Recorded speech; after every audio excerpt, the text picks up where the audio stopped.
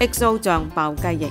雞翼咧，每個屋企都會用嚟煮餸嘅，記得咧係揀呢個顏色係白淨啦，表皮係光澤，係冇破損同埋冇異味嘅，愛嚟做呢個惹味嘅煎雞翼啦。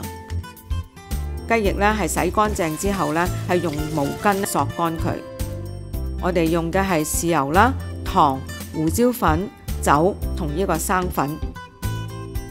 咁我哋醃嘅時候呢，我哋記住係要用力咁攪勻咗佢，然後呢放入呢個雪櫃嗰度。嗱，最好呢就係有1日至2日嘅時間嘅。燒熱一個鑊，係中間呢開始係呢個白色嘅，即係代表嗰個鑊呢好夠熱啦。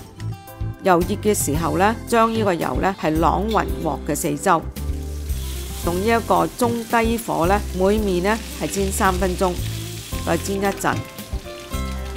將呢啲雞翼拎晒出嚟，放喺一個罩喱嗰度停油，就留翻呢大約係1湯匙嘅油，係用呢個中小火燒熱翻呢個鑊，放入些少鹽。